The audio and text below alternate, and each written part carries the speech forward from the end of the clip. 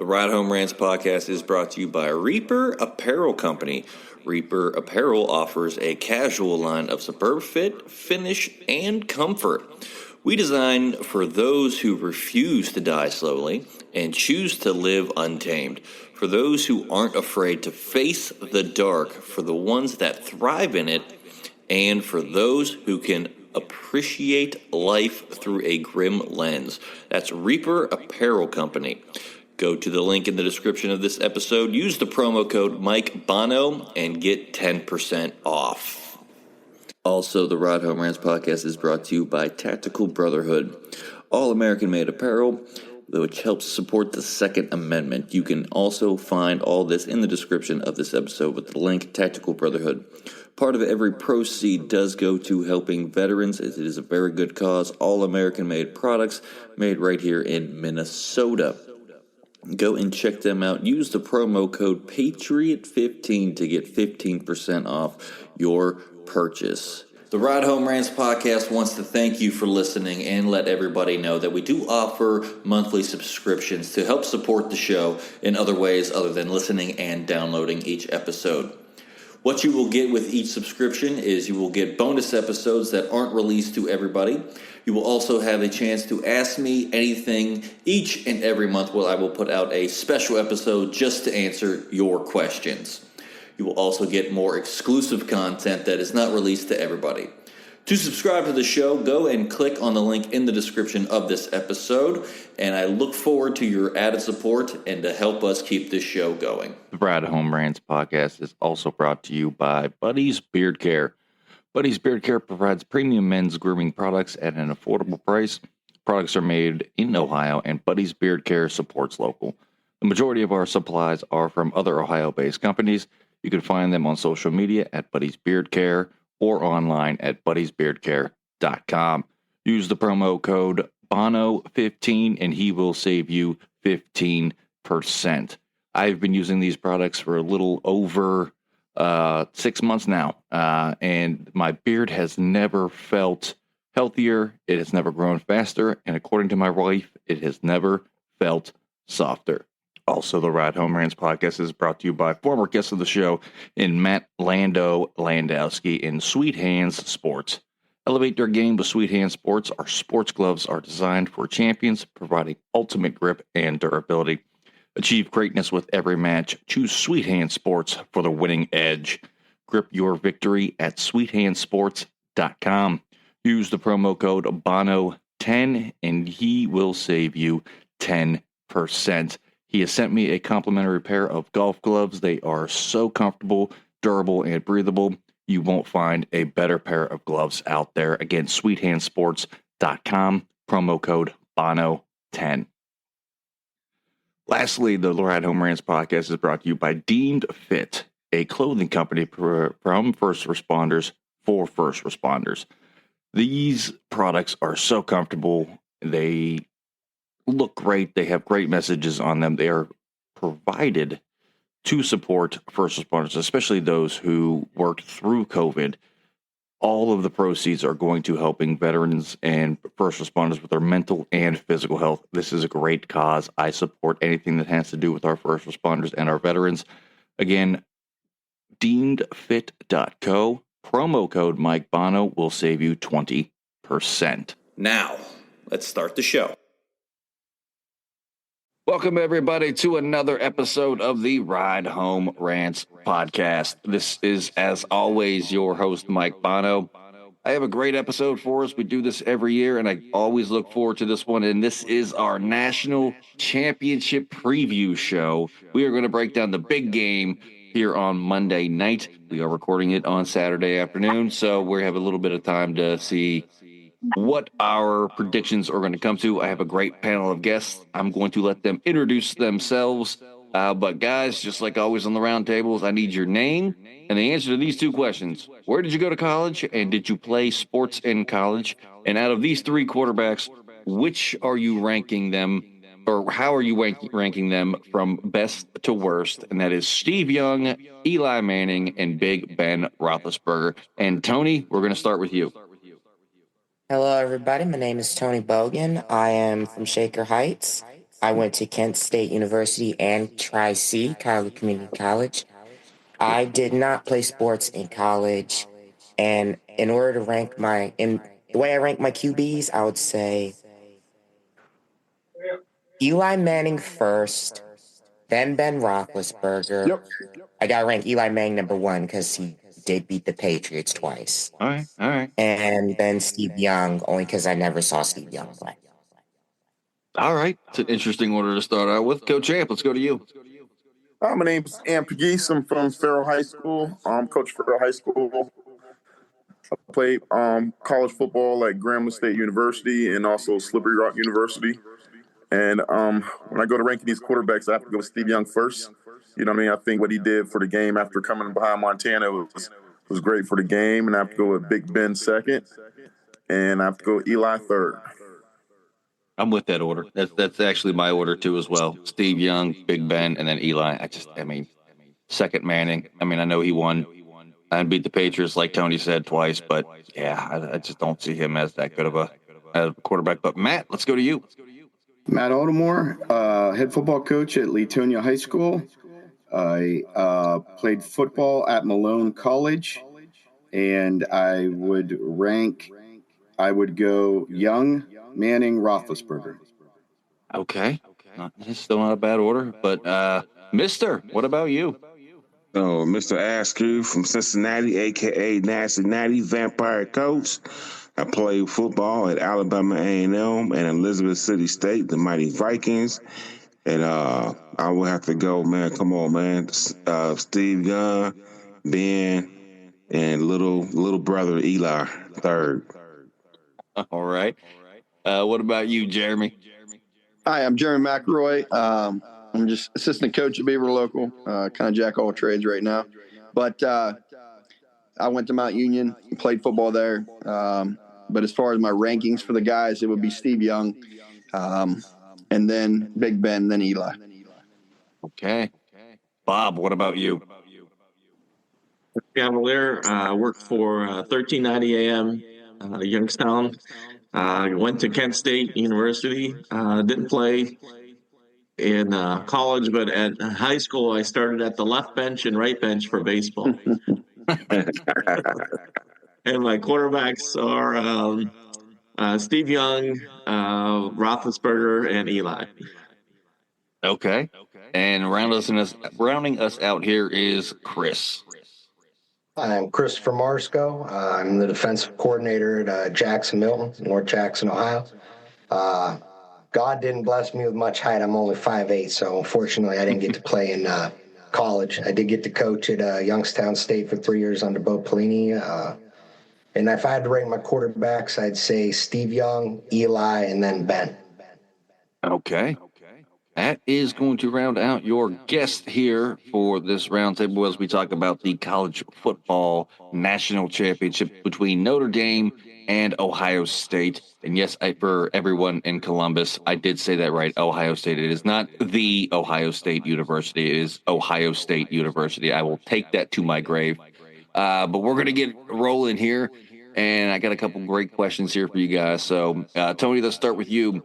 Which coach is under more pressure in this game? Is it Ryan Day or Marcus Freeman? I would have to say Marcus Freeman. Honestly, okay. Marcus Freeman took the Notre Dame job, even despite suffering a couple of bad non-conference losses according to Notre Dame standards. He's helped the Fighting Irish just push forward and got them to where they are. And he also played at Ohio State as well. Yeah, he did play there. Be nothing sweeter than beating your old alma mater in a national championship. But Matt, let's go to you. I would say Ryan Day. Marcus Freeman has met expectations so far. Hasn't exceeded them yet, at Notre Dame, but he has the opportunity very quickly. Ryan Day's as a coach, Ryan Day's been in his 6th year, so keeps losing friends by the year and supporters as the years go on, no matter how successful you are. So I think Ryan Day has more pressure, but I think making it to the national championship in the first year of 12 teams, I think they're both pretty safe in their jobs right now, but Ryan Day has more pressure. Okay. Bob, let's go to you. Yeah, I agree. I think Ryan Day, I mean, he's been on the hot seat since he lost to Michigan. Yeah. I've talked to Ohio State fans that they were hoping that they lose in the playoffs so they can fire him. So I think now that he's made it to the championship, I think he's pretty safe. But yeah, he unfortunately he's definitely on the hot seat just because of losing to Michigan every year. That hasn't helped him out. But I think his job's safe, but I still think he's under the most pressure right now. Yeah, I agree with you on that one, Bob. But the one thing I would say is I think if he loses the national championship, just because of the standards that Ohio State has, I think he's gone. That was the main goal: get to the championship and win it. I know always the goal at the beginning of the season is to beat Michigan first and then get to the national championship, and they haven't done that in 4 years. So, I mean, yeah, I just think that those Michigan losses are all the reason Ohio State fans need and the boosters there to just cut their losses there. But Chris, what do you think? It's Ryan Day also, but I think it's for, reasons of the standards of university. Not that Notre Dame doesn't have the rigid standard of winning national championships, but, 1988 was a long time ago, and I feel like it's passed so far and so many different generations are past it now that there might not be that ferocity or intensity to, go out necessarily, we got to have this one. And like a couple people mentioned already, Ryan Day, it's been a decade for the Buckeyes. They haven't won in 10 years. And, when the standards are what they are there and you've had a taste of success with your last two coaches, especially each winning a national title, I just think it's more in the forefront of the minds of the Buckeye fans, and I'd say it makes more pressure on Day. All right, Mister, what about you?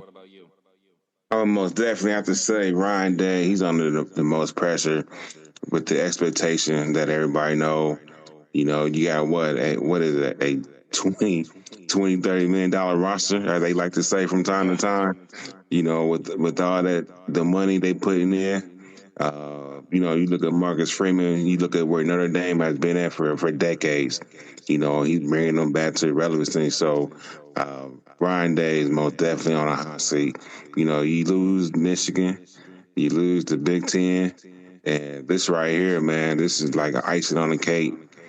So but we'll see what happens. With them, whether they win or lose, just them going. They're gonna keep him another 3-4 years. I don't think so. I don't think he lasts there much longer than that. But Jeremy, what about you? Yeah, I think it's Ryan Day. I think that if he doesn't win, I think eventually he's looking for a way out.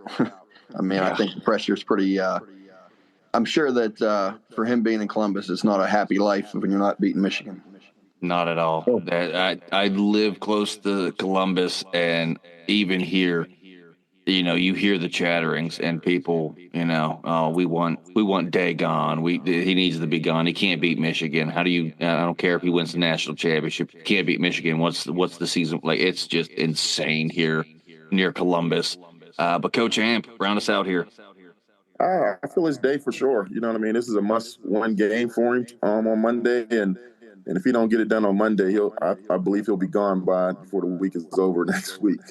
But losing to Michigan like he did, and like you said, not getting the Big Ten title and the money that they got pumped into this roster, this is a must-win for him on Monday for sure.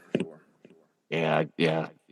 I agree with all you. It's definitely Ryan Day for sure. But Coach Amp, let's stay with you here. What team has more to gain by winning this game? Is it OSU or is it the Fighting Irish? It's the Fighting Irish, I feel, because that puts them back into that conversation as being an elite program, getting a national title, and with the young head coach and Freeman and the former Buckeye. And if they could get that national title in this first year of the 12-team championship, that really puts them in that upper echelons of almost top 5 programs right now. If they get that title, and the recruiting is going to really kickstart, and they'll start getting those more 4- or 5-star recruits. And I think they have the most to gain winning this game. Yeah, definitely helps not having a conference. Do you think this forces them to pick a conference? I'm just going to throw a bonus question at you. No, I think with them, the way because they're going to get all the money for this game, $20 million or something, is what I read before. And and Ohio State's going to have to share all the money with the conference of the Big Ten. So they're going to look at that and say, we're definitely not joining the conference. You know what I mean? Because if we get there again, we're going to collect all this money. So I believe that they should be in a conference, but I don't think they will be. Gotcha. Jeremy, what about you? Yeah, I think they should be in a conference, but that's not gonna make them want to be in a conference. Especially, the only disappointment or the bad part about not being a conference is that bye. But they've proven that they can win. You know, you can win that first round and get through. That'd be the only reason they join a conference, in my opinion. Okay, so you're saying they have more to gain by winning the game? Yes, they got more to gain. Yes, High State's kind of already lately been one of those teams since Urban's been there that's on the national landscape, and Notre Dame, every time they've had an opportunity, whether it's Alabama or playing High State or whoever, they're kind of disappointed. Gotcha. Mister, what about you? Yeah, Notre Dame most definitely had the most to gain, with the win Monday night. So, I look for that program just keep on going to new heights and new level. You look at, again, you just look at the history of Notre Dame. And then again, just look at how they've been in the last 10 years, man. This gonna do nothing but just bring in more, 4 or 5 star players. Maybe they might open the checkbook to get some of them players. Got an extra 20 mil hanging around. You might be able to get a little bit more NIL money going on. Oh, right, yeah, and my thing, I don't think they ever need to join a conference. That's Notre Dame. These conferences, ain't gonna be more conference pretty soon. All these conferences are gonna be gone. All these, everybody, they go into a whole different landscape with college football. Then this conference is gonna be gone. Okay, Chris, what about you? I want to say Ohio State has more to gain because there's, jobs potentially, legacies on the line. But it's definitely Notre Dame. I don't think there's any question. They, Ohio State has the expectation of being here, winning this. They're simply meeting expectation if they win the game. Notre Dame wins, especially after the loss to Northern Illinois early in the year. A lot of people wrote them off. I feel like, Notre Dame's cool again with Coach Freeman there. They were kind of the old, tired name that, was laying dormant for a while. But Coach Freeman has them as a place to be, and recruiting's on an uptick already. Coach Ant mentioned the recruits be coming in. So I definitely think Notre Dame. I don't know. Ohio State's kind of firing on all cylinders already. I don't know where you go to take it to the next level. I feel like Notre Dame could really cement themselves in that upper echelon with Ohio State if they could get it done. Gotcha. Bob, what about you?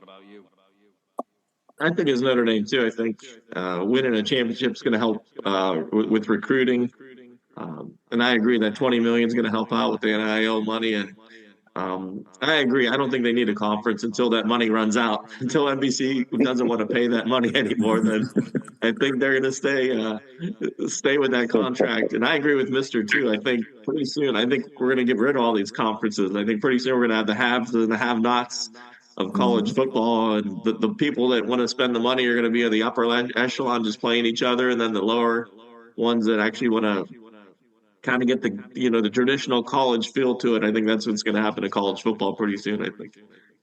I gotcha. Matt, what about you? Well, school-wise, Ohio State and Notre Dame, they're both firmly blue blood programs, but I think Marcus Freeman and by extension Notre Dame have the most to gain. I don't know. I wish Mr. Falcone was still on here because he's got all the information, but I don't know if Notre Dame's ever fired a coach that has won a national title, that will firmly entrench his job security, I think, forever. Speaking about Freeman. And so I think that's a good kind of comfort level to have. But, yeah, I would say Notre Dame for that reason. Okay, Tony, round us out. I'll have to say I was going to agree with the rest of the crowd. I say Notre Dame for sure. Notre Dame hasn't won a national championship since 1988.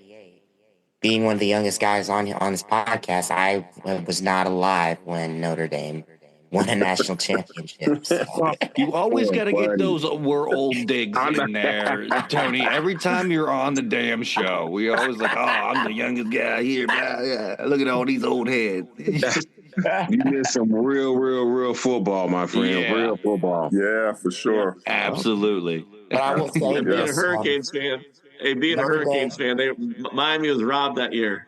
Oh yeah. Oh, yeah. Absolutely. Notre Dame, they don't need to join a conference. They're pretty much part of the ACC in name only with football. So, as long as NBC is willing to keep paying, Notre Dame's going to continue to keep being on TV. So, Notre Dame has the most to gain.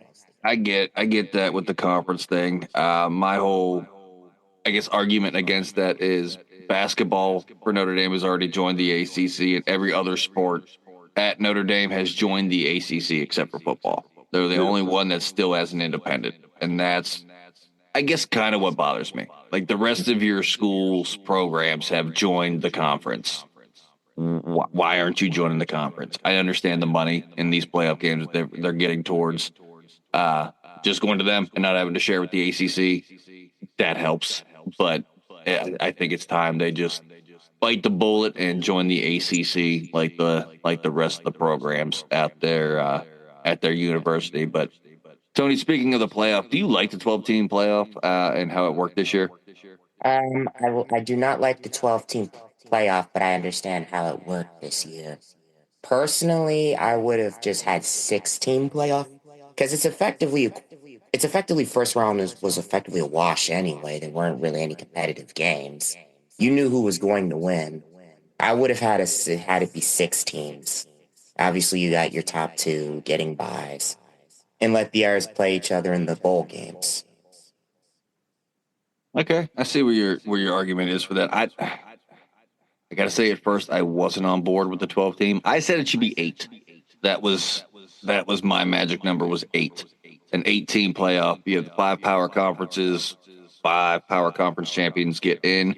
You'd let one of these lower division conferences, they went undefeated, like in the MAC, the WAC, wherever they're at, Conference USA. You get them in there. They have an undefeated team. They slide in there too as well. But I don't think 6 was enough. I think 12 was too many at first, but kind of digging after watching it this year. I'm kind of digging the 12 teams. But Matt, what about you? How do you feel about the 12 team? I like it much better than previous 4 and then 2 before that. That's more football we get to watch and enjoy. Hey, let even more in. Let's go 16, 32, whatever. Because, in the end of the day, it's about money. It's about TV rights. It gives us more football to watch. So, hey, keep playing ball.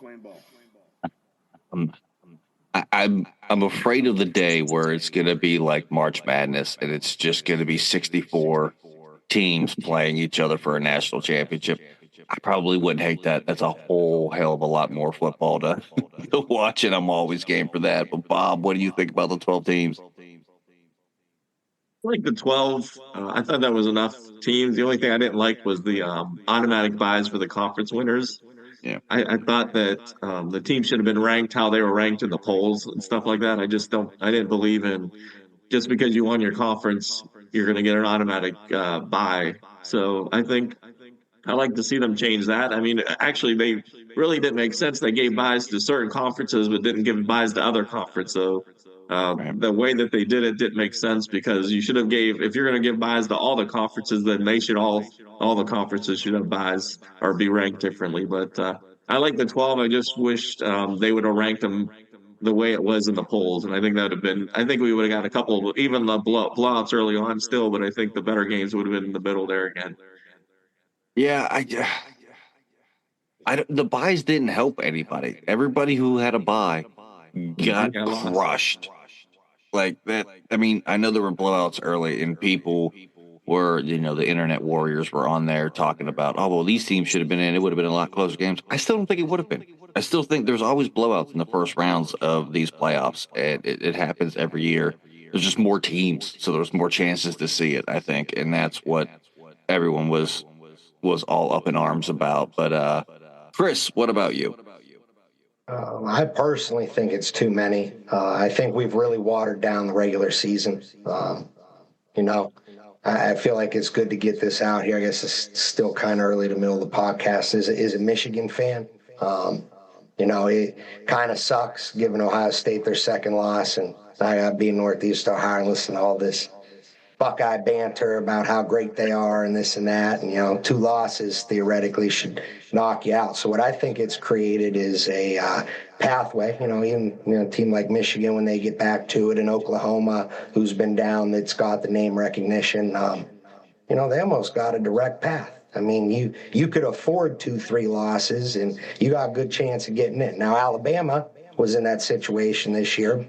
They lost a Vanderbilt team. Like, it doesn't matter who you lose to. Feel like you want to avoid that big upset. But I just feel like it's really minimized the regular season. I feel like 8, like you said, makes sense. You could, square it up real nice. But I like the idea of 6-2, like the NFL used to do it when the top 2 seeds got buys. So I don't think it's going to change. I think there's too much money involved. I think, teams like Arizona State help the case that, we won our conference, and just because you don't know about us doesn't mean we don't play a good brand of ball. I think Coach Dillingham's doing great with that there, but I get why it is how it is, and I don't necessarily hate the buys either, but I think I am fearful that, like Bob said, we're heading to an NCAA tournament format, and pretty soon, what are we doing in the regular season?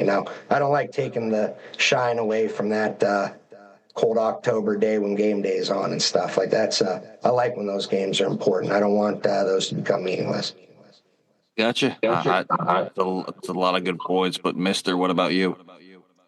You know what? But the 12 team, I really don't mind the 12 team.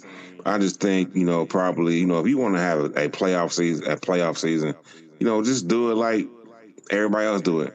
Do it like 1AA, D2, D3. I mean, just very simple. I mean, you just do it how they do it, how they've been doing it forever. All this trying to control, who, you want to manipulate to get in certain ranking to put them in a playoff. I don't like that. Because to me, it's just all manipulation with, ranking certain teams in certain spots, to make sure that they get in. Now, unless, you just going to be like, you know what, everybody that's in the top 25 is going to be in the playoff. And, just figure it out how you want to match the team up. Either do something like that, man. Either do it how everybody else do it, 1AA, D2, D3, or just say, all right, here, everybody that's in the top 25, you go into the playoff. We'll put you, we'll rank you, and we'll just go from there. Now, you already playing 15, 16 games anyway. Already go back, 10 regular season games and start the playoff. If the regular season is getting watered down or not as important, play 10 straight games. Have your conference championship game you want to, and then start a playoff. Make it early. Never really thought of that, and I don't hate it. I don't hate that idea at all. Jeremy, what about you? Yeah, I like the 12-team playoff, but I like what Mr. was saying about conference champions and stuff like that. But I think that the seeding or the buys that were given to the conference champions need to be taken out. I think the best team should be in there, or whoever they rank as the best teams. Whoever's earned it, as we so spoke on here. I think that earning from the regular season, that would add more value than just win your conference, because some conferences aren't as strong as, say, the SEC or maybe the Big Ten or ACC or whatever. Some of them are weaker. Got you, Coach Amp. Run us out.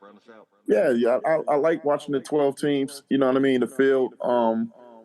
But I didn't like the way they were seated, Like Oregon, I felt like they got the bad end of the stick, being the top seed and where they had to play. So I just kind of feel like Mr. said earlier, 1AA does it, Division II does it. Figure that situation out and kind of go with that format. It's always going to come down to money with these things and what teams get in and get out. But And if you go that way with the double A route or the Division II route and just let them kind of battle out on the field, I think that'll be a better format for me anyway. Yeah, I've been digesting Mister's answer on these last two answers. The top 25. Like at that point, if they're just having a group of people rank who they think are the best top 12 teams at the end of the season, why do we rank them during the season? Right. Why have a top 25 at that point in time if it's just coming down to a committee that's saying, okay, Ohio State's going to bring in a lot of viewers. That's money. Notre Dame's going to bring in a lot of viewers. That's money. Alabama obviously brings in a lot of money. Clemson, Georgia. Well, let's just have them. And I don't like the factor that it is a committee picking the top 12 and how they're seated and all that. Right. We have a top 25. We already have a ranking system. Why are we changing their ranking when it comes to the playoff? I understand it. I get it. Money talks, but it's not a terrible idea. Because at the end of the day, I mean, the money's going to be the money. I mean, however you want to slice it, the money's going to be the money. I mean, wherever it's coming from, whoever whoever got their hand in the pot, the money's going to be there. So all this, I ain't gonna get into no conspiracy theories right now, man. It's too early, But I'll just leave it like that right now, We'll have a whole show dedicated to Mister's conspiracy theories here later on this season here. But Coach Amp, what's your prediction for this game? I got the Buckeyes winning 31-17. I just kind of feel like with the firepower that they got offensively and with Notre Dame banged up a little bit in some position, running back position, and just struggling to score a little bit. I just feel like Ohio State could put some points up, and I just feel like they could win that game 31-17. Okay, Jeremy. Yeah, I'm with him. I'm around 31, but 31-14. I don't know that. I think it'll be a game that if Ohio State doesn't make mistakes and self-inflict wounds, I think that they, with, like he said, the firepower, it'll be too much. Okay, Mister, what about you? You know what, man? I'll tell you what, I'm going to have to flip Anthony. I'm going to go 31-17, man. But, I'm going, what I'm saying, right here, man, with the mighty Irish. Hey, man, the mighty Irish, and as they say, man, touchdown Jesus, man. Well, I think Notre Dame is going to jump out. I think Notre Dame got a good defense. Ohio State, you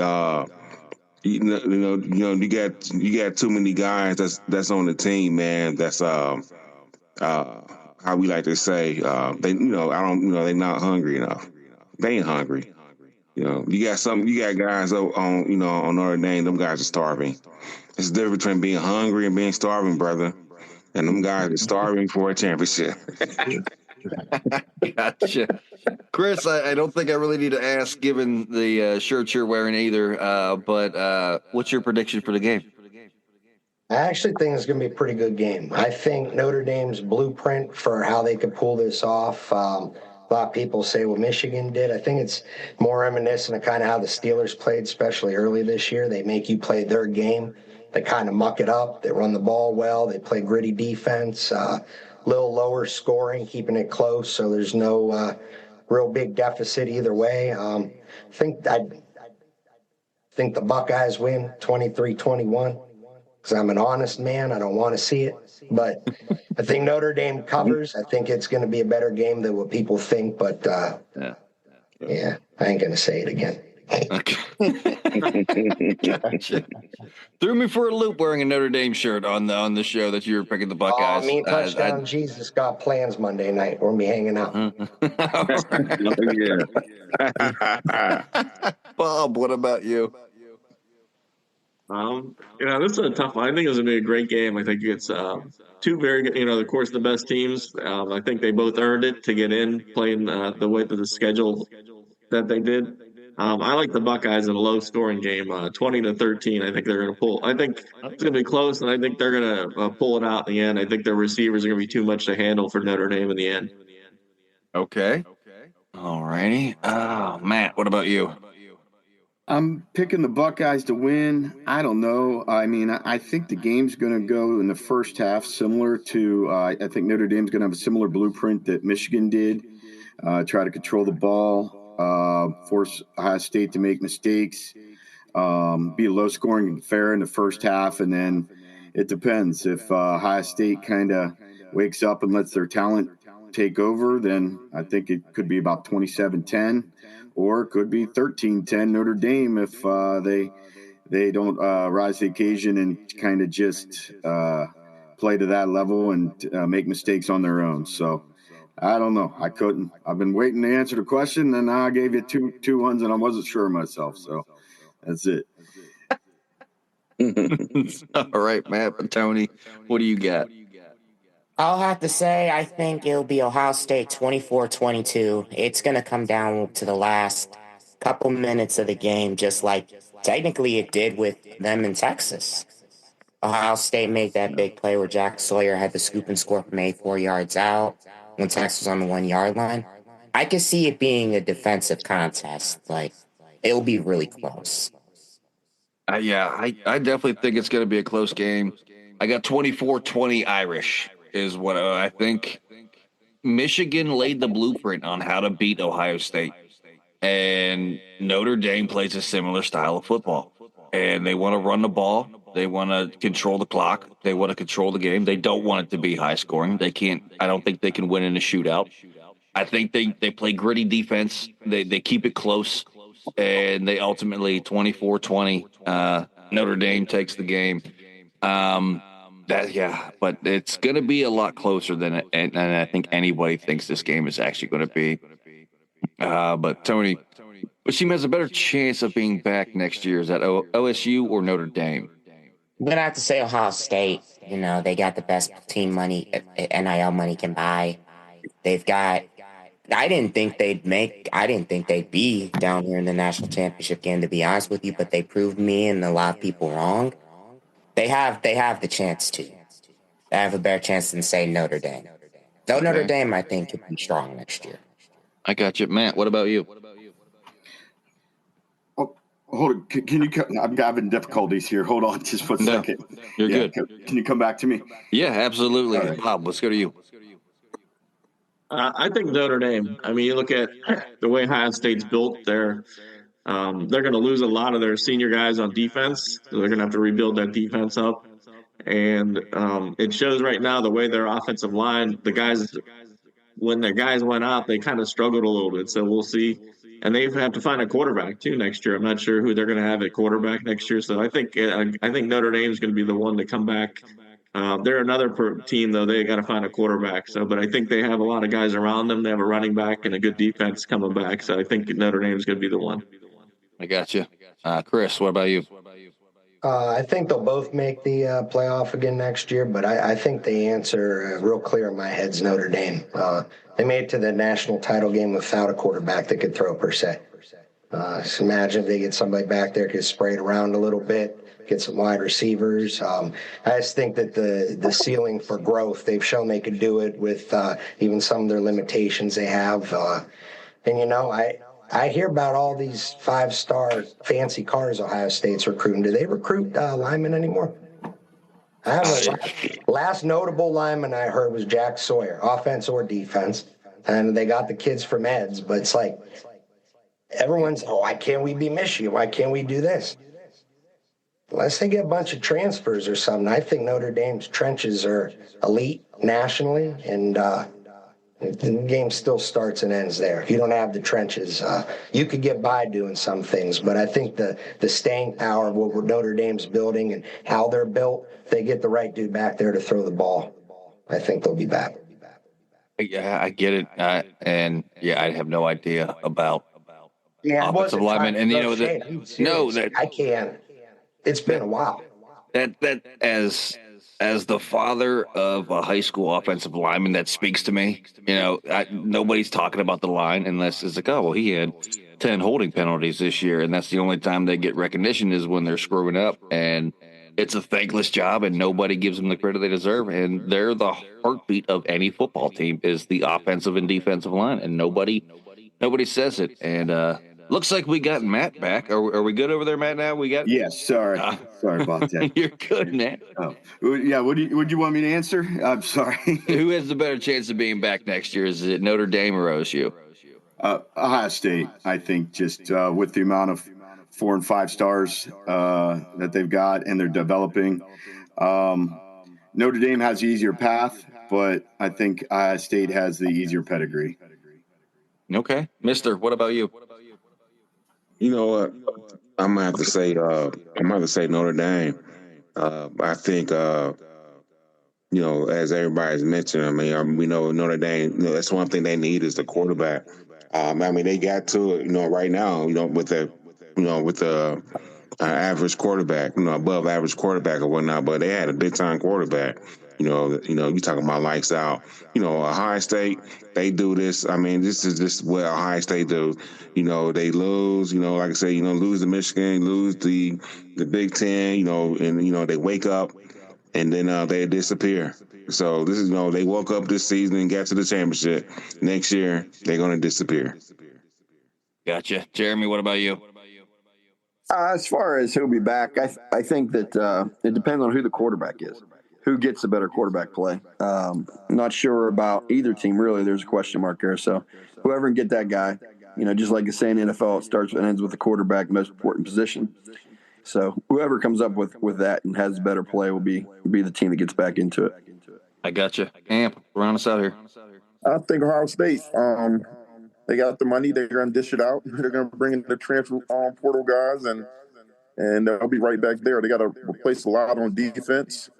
But Notre Dame is very well built with the line up front to kind of get there every year now.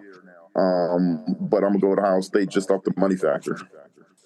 Yeah, I've been thinking about this. I think Notre Dame gets back next year. And I'm not saying that because I'm not a Buckeye fan in any way, shape, or form. They do what they do every year. They'll make the playoff, I'm sure, somehow, some way. They'll find a way into the playoff. But I think Notre Dame's just built different under Marcus Freeman. And I think, they did it like I wouldn't even call him an above average quarterback. He's an average quarterback in my opinion. And now they're playing for a national championship.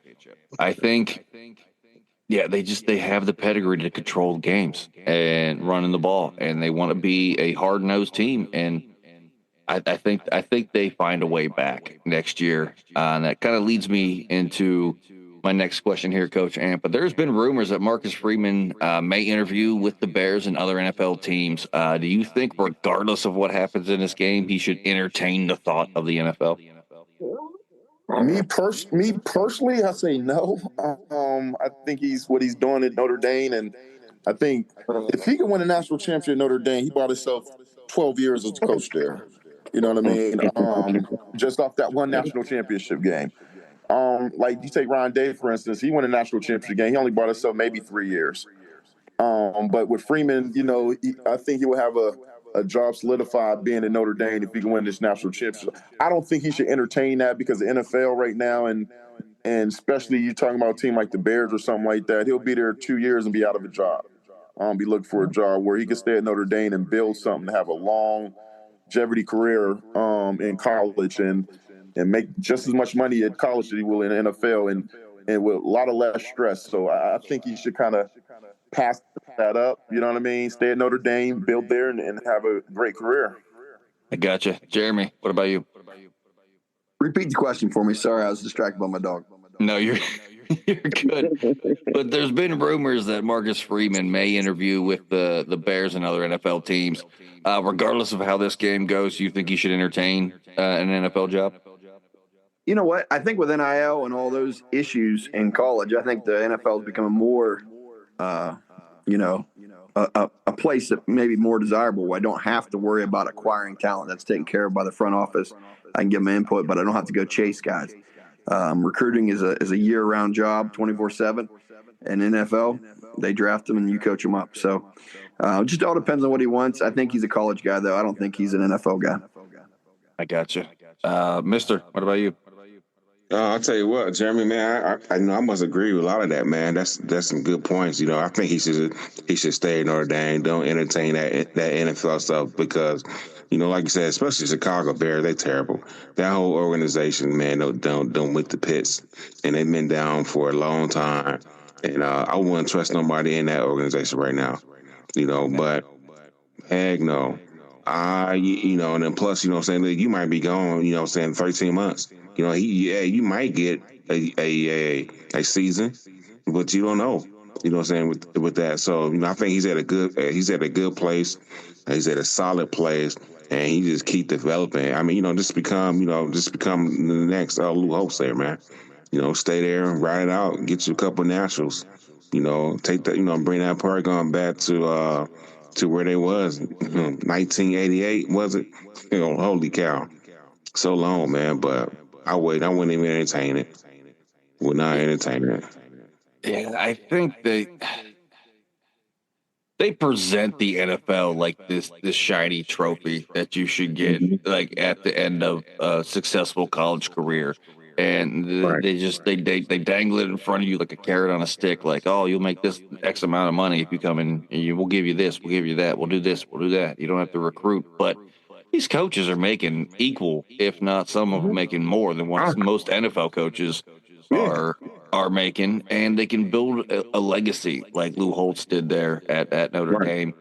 And you're right, Mister. The Bears stink, and I don't think that team with Caleb Williams as their quarterback would adopt Marcus Freeman and strategy and how he wants to play football.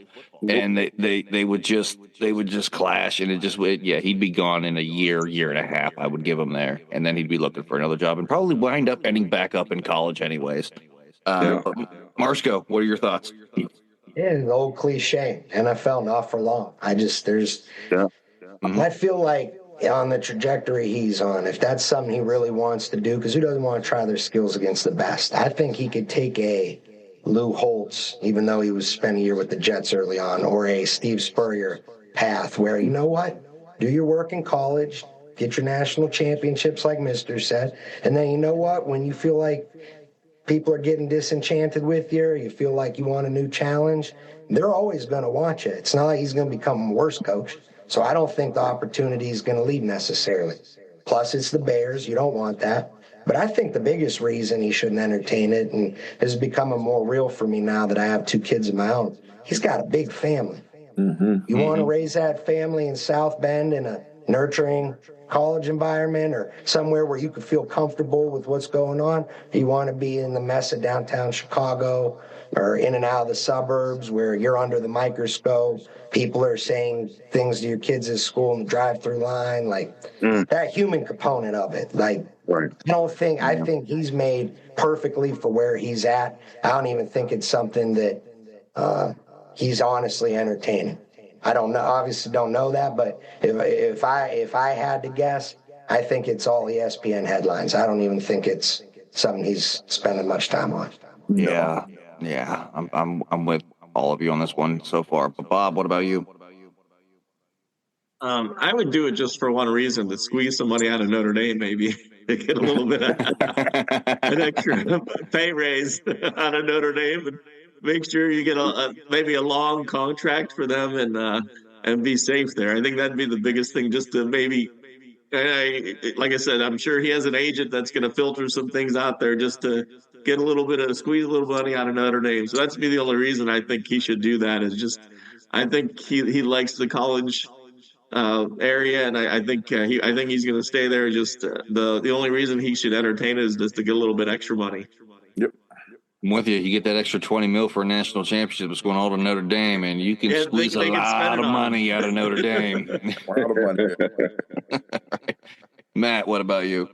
Yeah, I can't really. I'm not in a position to tell people what they should or shouldn't do. I just am really happy for Marcus Freeman, just being from Ohio, watching him play in high school. And, he's young enough that I think he deserves to do what he wants and his family wants. And, I know some of you guys in here have college coaching experience like me. I mean, that's the biggest drawback, is putting in your your time, not knowing where you're going to interview, where you're going to go, if you're going to have a job next year or not. And a lot of times when you have a big family, like Chris said, you have to wait. They have to weigh on your decision too. So you know what? I'm pulling for Marcus Freeman. He's young. He can do whatever he wants. And if that's what him and his family want to do, go do it. Have fun. Enjoy it. You're old. You're not 60 years old or 74 like Bill Belichick going back to college just to coach, So, I'm just really happy for him as a person. And I think it's great that the rumors are out there. There's only one of 32 jobs in the NFL, whether it is. And, just as long as he does right by his family, I'm pulling for him either way. Gotcha. Tony, round us out here. Sorry, my mic was off. I say Marcus Freeman, he should look into it, but, like Christopher said, he's got a big family. He can build something at Notre Dame. I would honestly stay at Notre Dame because you're building something there already. But, if another program did come calling, like maybe a program in Columbus called Ohio State, maybe he looks into that possibly. But if I'm Marcus Freeman, I don't think I'd really entertain an NFL rumor because it's like one of those, it's like one of those high risk, high reward type of things. Like if Marcus Freeman could end up either maybe 2-15, get fired after the first year, or he goes 13-4, goes to a conference title game, and they give him an extension. It's a mixed bag of what could happen. I got you. And you kind of leaded me right there into my next question here when we talked about Marcus Freeman, but we got to talk about Ryan Day. Tony, do you think he's underachieved in his coaching career at OSU? I think he's had a solid career other than losing to Michigan 4 years in a row. He's had a solid career otherwise. I mean, he did make it to the national championship twice. Whether or not he wins one will be to be determined on Monday, of course. But I think that regardless whether or not Day, depending on how the game goes, if it's a close Ohio State loss, I say Day comes back next year. If they get blown out, they're gonna part ways with him. But if Ohio State wins, obviously they're gonna keep him around because I think I posed this question last year on Facebook or the year before. Would you rather lose to your rival but win a national championship every year, or beat your rival every year but maybe go 2-10 at best? Good question. It's a thought-provoking question. The athlete in me always wants to beat my rival, and that's a winning season for me. I played on some crappy high school teams, where we were barely making it 5-5. But if we beat our rivals that year, we were happy with the way that season ended and ending at 500.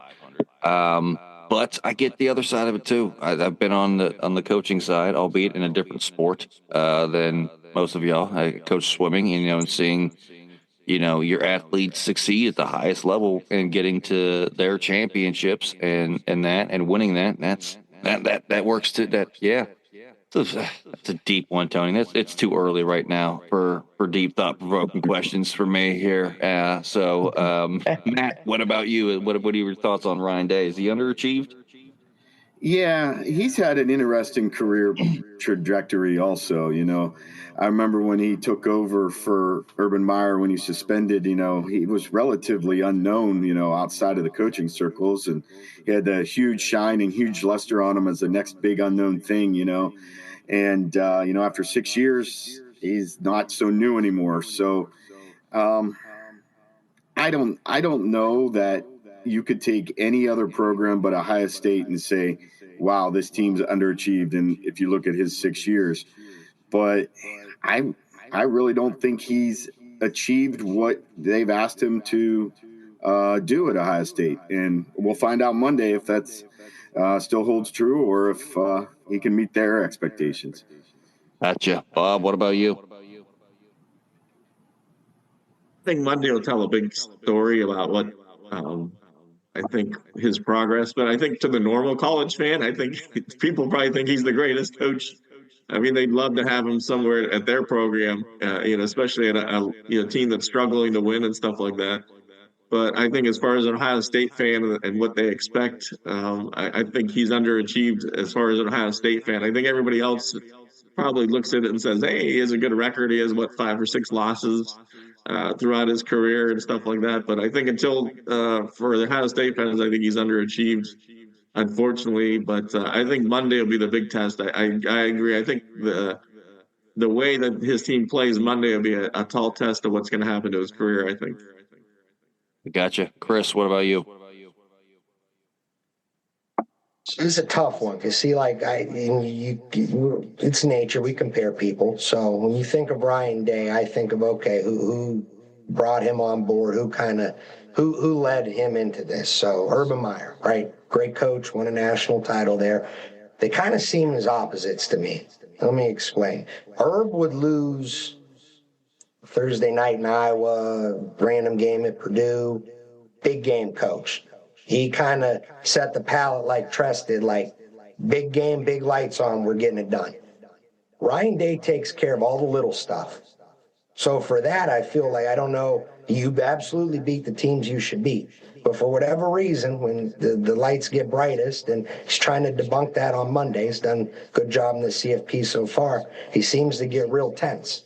Like once the game was tied at halftime with Michigan, I was licking my chops because the knees were going to start wobbling coming out, and then you start making goofy decisions. So I think the pressure, honestly, because I feel he does realize it's an important game still. He hasn't won the title yet. Like Bob said, I think Monday is going to go a long way in determining that, especially for Ohio State fans. But so it's hard to say that he's not underachieved, not beating Michigan. And I ain't mad about it. But I'm just going by all the Buckeye honks I know and all my buddies that, went there and all that. And I could speak to, like, Tony's point. Like, would you rather win a natty or beat your rival? Well, I got the natty last year, and that was great. But, like, as I sit here now and everyone's like, we got it. We won it. We're the title this year. We only got one shot at it, Michigan, that is. Michigan won. I'm cool. We beat this version of them. I'm good. So in that sense, which one's sweeter? Got to probably say the natty because it's on a bigger scale. I'd be lying to you if I said the nectar wasn't sweet. I mean, beating your rival in a bad year, it's like we're back-to-back national champs. Or it feels that way. So they ain't getting me down Monday. I don't care what happens. I'm smiling. I'm good. I got you, mister. What about you? I would have to say, he's got to win this national championship, but I would have to say, man, because, the expectation at Ohio State that everyone has on Ohio State, the fans and media in Columbus, Ohio, it's national championships. National championship and beat Michigan every freaking year. And that's something that neither one has happened in a long time. You take, even with Ryan, with Urban Meyer, he won one national championship with Ohio State. Sometimes people think he won 3 and 4, but I mean, he only won one. So it's and then you got Ryan been here 6 year, and when they made that switch to Michigan, oh boy. The last 4 years, it's been some turmoil up here in Buckeye land. So he's think about when you look at the opponents that they play year in and year out from a non-conference, from Big Ten. I mean, Ohio State is geared to win 11 games every year. So I don't care what coach is there. I think they're gonna win 11 games every year with their scheduling. Now, you just got to bring that championship, that Big Ten, and beat Michigan. But me, I want to beat my rival every year. Every year. Everybody's going to remember, hey, man, did you beat them? They're not going to nobody going to ask, hey, how many, hey, when you think, even right now, you think about how many times, somebody asks, hey, man, how many conference championships do you have? How many national championships do you have? Hey, man, hey, did y'all beat such and such? your local high school or college. Yeah. Hey, but we beat them. Ain't nobody asking, what I'm saying, what was your record? No, did you win that game? I'm with that. I still have friends to this day that played at my rival high school, and they got one up on us one year, and they still talk about. I'm 35 years old, and they're still talking about like, hey, you remember that game back when we were 15, 16 years old, and we kicked the shit out of you on your turf? It's that type of thing. Do you remember? I'm coming up on my 20-year high school reunion, and these guys are still talking junk. You know what I mean? Like it's something about that rivalry game. But Jeremy, what about you with this thoughts of this game? Ryan Day, if he wins, then he'll be all right. But I think he's been handed a pretty good deck of cards, and he's done all right. But these last 4 years, beating Michigan, I think that's a big deal for him. I think that winning this game here on Monday will help him. But the good thing is we always got the opportunity to write our next chapter. So hopefully, for his sake, I hope he wins so he can get some heat off his back. I gotcha. Coach Amp, what about you? I mean, being a coach of Ohio State, you're really required to do a couple things, and one of them is beat Michigan and win national titles. Ryan Day hasn't done that. You know what I mean? He's lost in last 4 years, and he hasn't won a national title. Overall, I believe he's a really good coach. You know what I mean? The number shows that, but you got to do those certain things, is beating Michigan and win a national title. So Monday's going to tell the tale. If he could get that done, you know what I mean, it'll be a different talk about Ryan Day. But if he don't win this game on Monday, I'm gonna say it again. I believe he's gone in a week because of the recruiting cycle. So we'll see what happens on Monday. I gotcha. Yeah. Think about when Cooper was there, man, at Ohio State. All them teams he had. Come on, man. Yes. Coop had the best teams. I mean, people want to talk about the team that Urban had and dude. Listen, man. The team that Cooper had, man, was the best of the best, bro. From top to bottom. Yeah, it's there's a lot. I mean, yeah, I didn't like you said. I didn't even realize Urban only won one national championship at Ohio State. I feel like just from his legacy there, he won 6 or 7 championships there. He won one, and that just kind of hit me, and it makes sense now. But he also beat Michigan. Yep. That's why he got to stay there, and that's kind of, for lack of a better term, that's Ohio State's championship game. If they can beat Michigan, and yeah, that's, I mean, and he came after what? Who was it? Luke Fickell. Think about that. Luke Fickell had that team for a year, so all those, he came.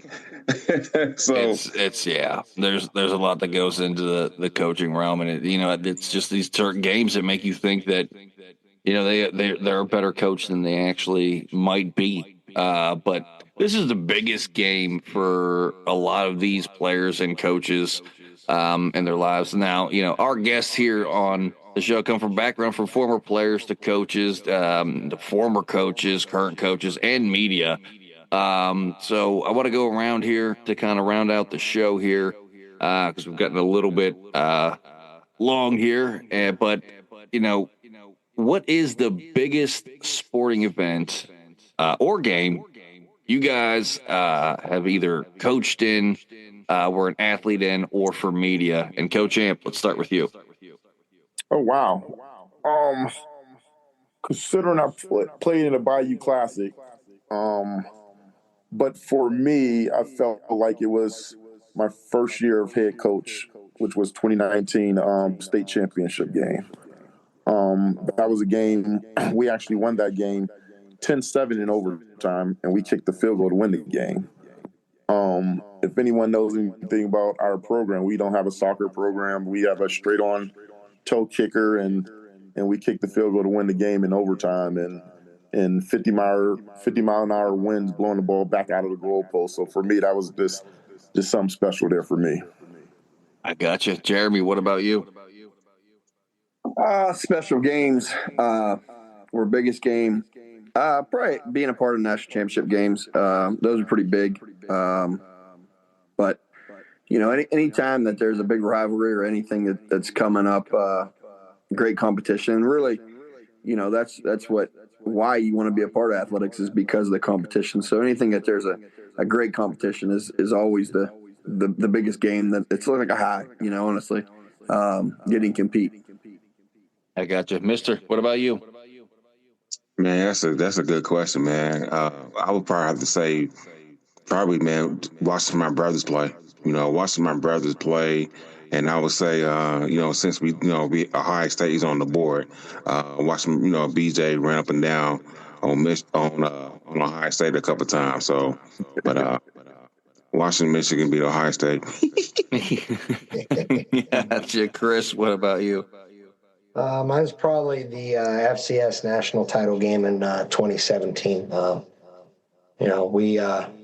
We end up having 2 NFL players on that team, but the run we kind of went on, with as many losses we had, we were hoping we'd get in the tournament, finally got in, and then, just went on a run of upsets. Handled Samford at home, went to Jacksonville State, won. They were a top 3 seed, and then came back, beat Wofford.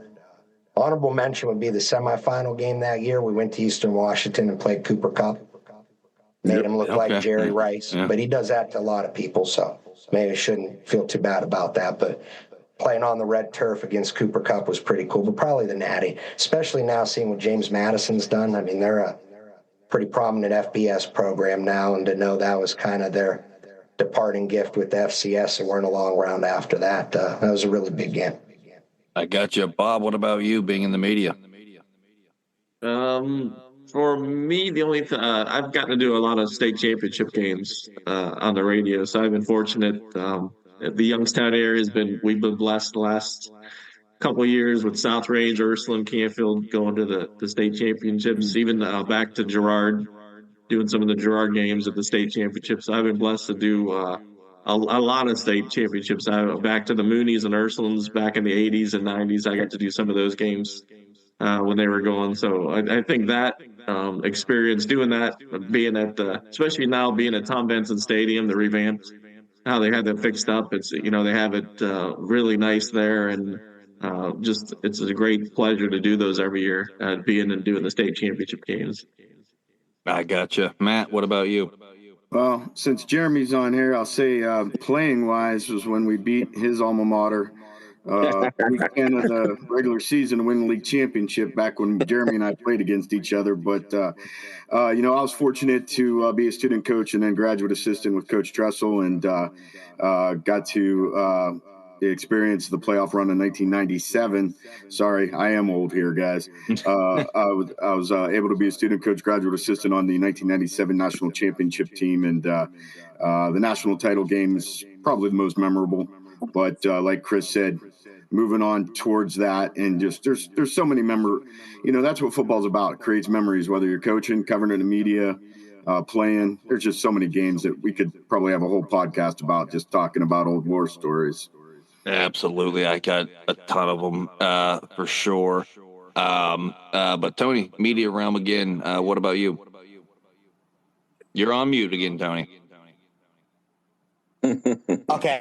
Media guy can't figure out the mute button. There you go. I'll have to say that some of the most memorable ones, especially for football, would be this past year. Indian Valley took on Perkins. I saw a guy, Grady Kinsey, every time he got first down, he got a pop similar like Stone Cold of the 90s. And whenever Indian Valley scored, Tuscarawas County showed up and showed out for that game. It was that one where Indian Valley won 36-35 over Perkins. And last year, Massillon and Hoban, where Massillon won their first state championship in about 50 years. There was about 20,000 some odd people there, almost a sellout, and Massillon won that game 7-2. Those are the two most memorable ones on the football side. I've been blessed to cover state championships 4 years in a row. I gotcha. For me, being a former high school wide receiver, it was my senior year in the first playoff game that Brooke High School had made in over a decade. We absolutely got crushed in that game, 45-7 to Martinsville.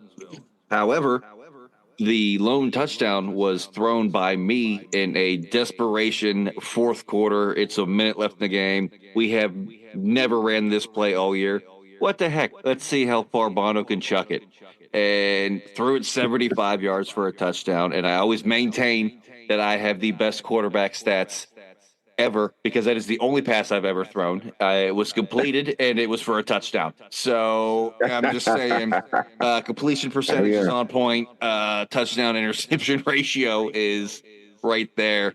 But I always make that joke. My wife hates that joke so much. She hates. I talk about that to this day still. That's the one lone pass they let me throw in 4 years being in private school, and it was just to see what could happen. But my sport was a little bit different. The biggest one I was in was winning my regional 100 freestyle in swimming. That was the biggest win for me in swimming. Didn't make it on times for districts, but that win in regionals still sticks with me. My dad has a kind of a little bar in the basement of his house, and he still has that ribbon up hanging in his bar, and that's just still pretty cool to me. That he still has that. He won't give it up to me. I haven't lived there in a decade, and I still can't get that ribbon to hang in my house. That's now his trophy that he gets to keep. But yeah, that was the biggest for me, being a former athlete turned comedian. But that is actually going to do it for this week's episode of the Ride Home Rants podcast. I want to thank all of my guests. Tony, Matt, Coach Amp, Mr. Chris, Bob, Jeremy. I don't think I missed anybody. There's a lot of people on this one here. I hope I didn't miss anybody there. But thank y'all for joining. As always, if you enjoyed the show, be a friend, tell a friend.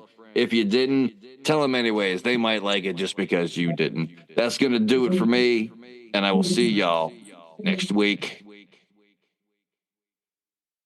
The Ride Home Rants podcast is brought to you by W Energy. Energy drinks made for gamers, streamers, and podcasters alike. For gamers, streamers, and podcasters alike. Go to the link in the description where you can find the best energy drinks out there. Less caffeine than a cup of coffee. Also, no jitters and no crash afterwards. Use the promo code Mike Bono and get yourself 10% off. Also, the Ride Home Rants podcast is brought to you by my favorite sponsor of the show, and that is Shankit Golf. Golf apparel made for the everyday golfer. We might not go out and shoot a 6 under par. We're probably going to shoot a 6 over par, but this is going to give us the gear that's going to help us rock it on and off of the course. Go to the link in the bio, use the promo code Mike Bono, and get yourself 10% off there as well.